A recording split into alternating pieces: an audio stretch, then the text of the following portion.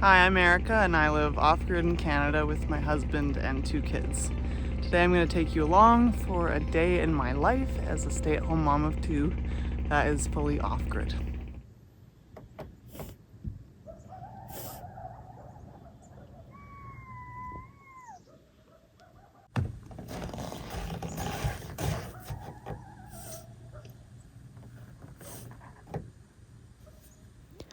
We are back inside now after doing our morning chores and our other parts of our morning routine, getting ready for the day. We've had breakfast, all that, and I have a video all about what exactly my morning routine consists of. I'll link that here too. So now I'm starting on supper.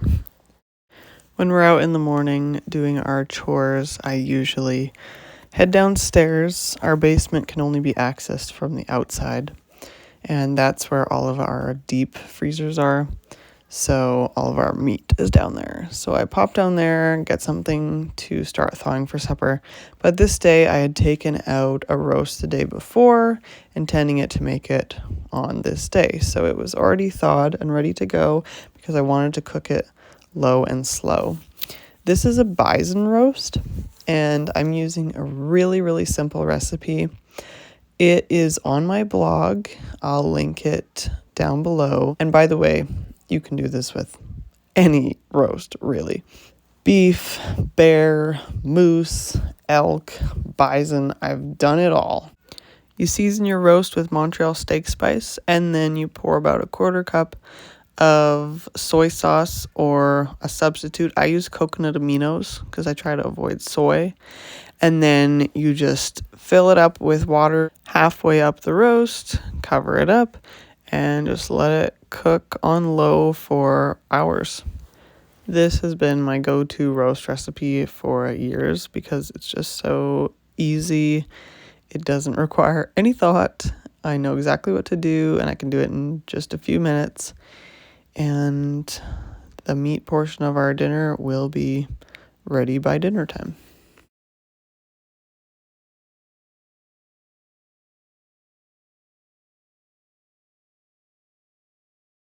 Today was the day to wash my sheets, so next I got going, stripping my bed and getting these in the washer. So we live off grid.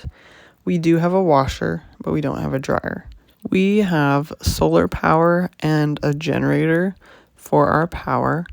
And in the winter, our power mainly comes from the generator because we don't get a lot of sun up here in Canada. So I always try to run the washer when the generator is going, whereas in the summer I could run the washer pretty much any time of day as long as there's daylight and the sun will be powering my washer. Our family is quite different, I would say, in a lot of ways than the common North American family. One of the ways is that we are off-grid. We care a lot about being self-sufficient. Another thing is that we co-sleep our babies until they're about 2. So you can see that wooden railing on the far side of the bed there. I love it because it gives me peace of mind that my baby's not going to roll off the bed. I also don't like it because my bed never looks amazing when it's made, because it's got this awkward railing on the side, but it's worth it to me for the sleep that I get and that my baby gets. And I know one day I'll have and appreciate a bed with no railing on it. The water to our house comes from a well on our property, and it's very hard water, so it does run through a water softener, so we don't get staining in the shower, in the washer, in the toilet, and the clothes are kept softer as well. I do about 1 load of laundry a day. It's not quite that much, but almost every day I'm doing a load of laundry. And there's a few reasons for that. The washing machine is pretty small. It doesn't hold a lot. Also, we are drying our clothes in the winter in the loft, and there's not a lot of drying space up there for like 5 loads of laundry at once. And we also try to keep minimal wardrobes for all of us. I wouldn't call them capsule wardrobe or anything, but we're really intentional about what we keep because we don't want big piles of laundry and we just want to keep what we practically wear. Another thing too is that we don't actually have a lot of storage space in the house. There's a lot of space in the basement, which again we can only access from outside, and space in the shop for storage. But we only have one closet in this whole house, and it is in our bedroom.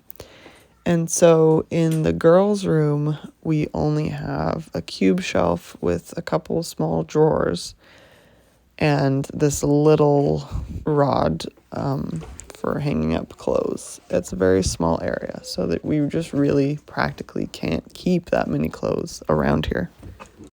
I don't know if you can tell, but the stairs to the loft are really steep. And so it's a bit of a challenge sometimes. I gotta go slow and steady. I have slipped down them a couple times, not really fallen, just my feet went down a couple stairs, And we've got a baby gate on there now so that the baby can't get up there.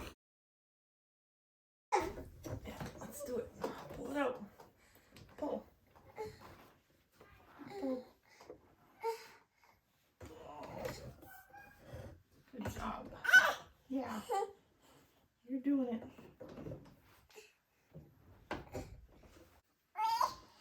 Good job. Yeah, put it in the basket. Very good. Is that it? No.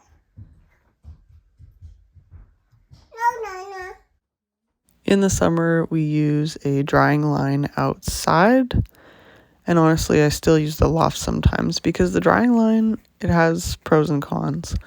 I like that things dry a lot faster out there. So if I need something dried as quick as possible, I know I can put out there. If it's a sunny day, windy day, it's going to be dry really fast. However, I don't like that if I somehow can't get to the laundry, it's like out there overnight into the next day. And I just worry about it more than if it's safe up in the loft until I get to it. Not that any of our laundry is really very valuable. The only things I would really, really care for are these sheets, which are 100% linen. It was an investment, but I love having bedding that is just made with a natural fiber. And we got them from a Canadian company called Silk and Snow. I can link them down below. Eventually, we're going to need to turn this loft into a sleeping space for 1 or 2 kids. We, down the road, 5-6 years down the road, are going to do a whole renovation on the house and expand it, add another bedroom or 2.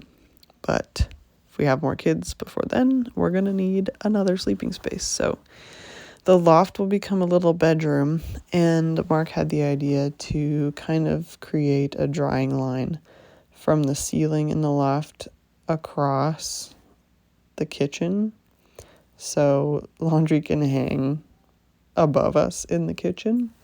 That way, when we have beds up here in the loft, there will not be laundry hanging down onto the people that are sleeping in them. Every afternoon while the baby naps, we do quiet time for my older daughter. She does some activity on her own, and this is the time that I take to do a little bit of YouTube work. If you're wondering how a busy mom does it, just make a quiet time for your kids, make it a regular thing, and they'll expect it every day and know that they keep themselves entertained during that time, and you can get a little bit of work done. I also do my work for YouTube in the evenings after the kids are in bed, so it's a combination of both nap times and evenings. So if you're a busy mom with little kids like me and you're at home all day, you really can carve out just a little bit of time.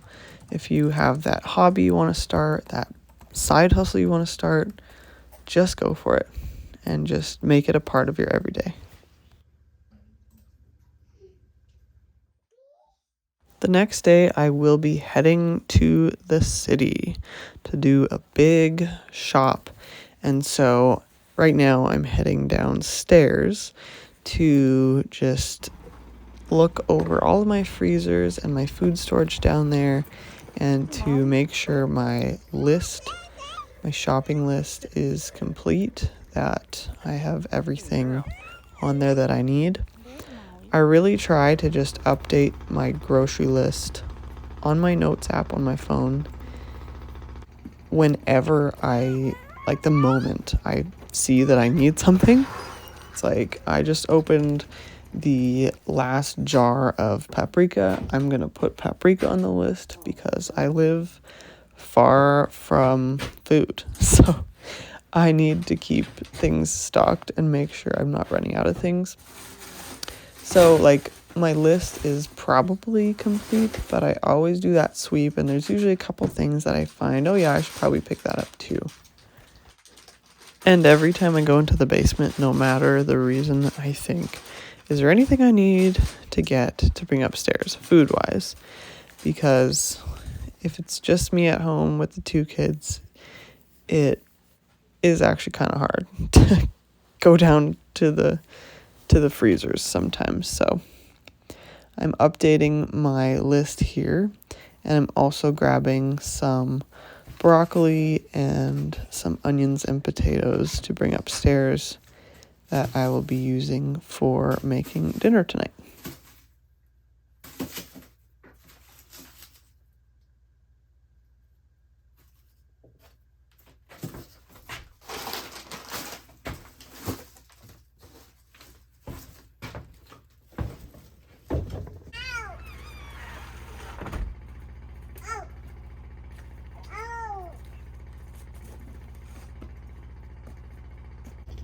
By the way, this day was quite warm, so no need to worry about us just wearing sweaters out in the air for a couple of minutes.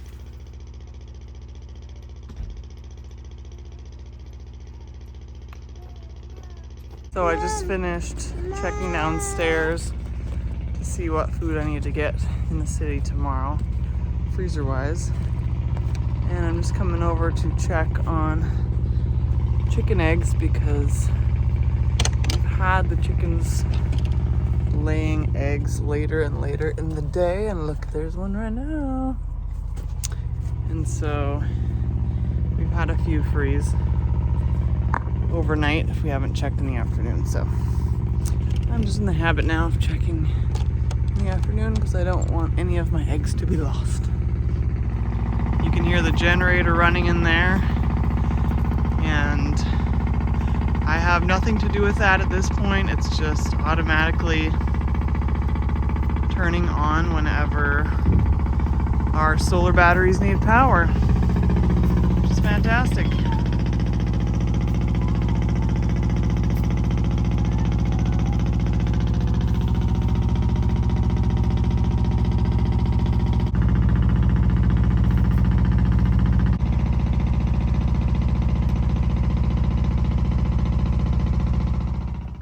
Now that I've finished going through the food in the basement, I'm going through the food in my pantry area here off the kitchen just to see what else needs to be stocked up.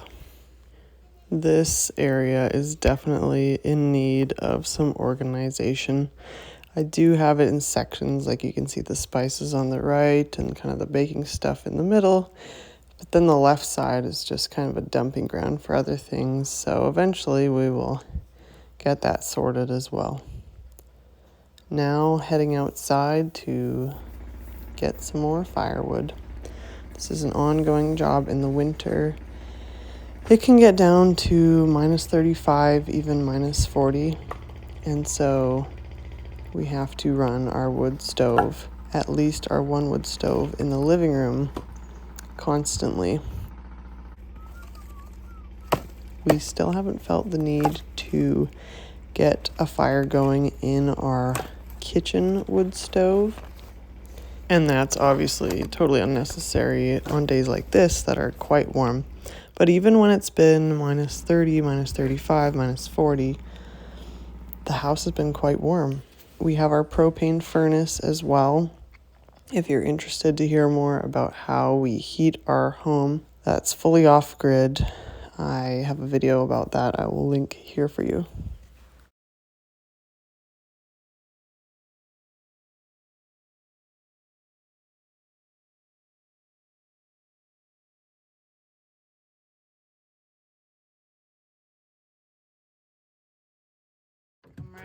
One of my favorite things about living out in the country is the animals, both wild and our own. I have not had any pets in my adult life until we moved here almost a year ago now. And now we have chickens and a cat and a dog. And I just love looking out the window and seeing what they're doing, and also observing the birds. One thing I haven't done this year that I really should have, and I need to as soon as I can, is get some bird seed, because there are so many birds around, and I know we would see more if we just had our bird feeders filled with seed, because we see quite a few that come and steal the dog and cat food as it is.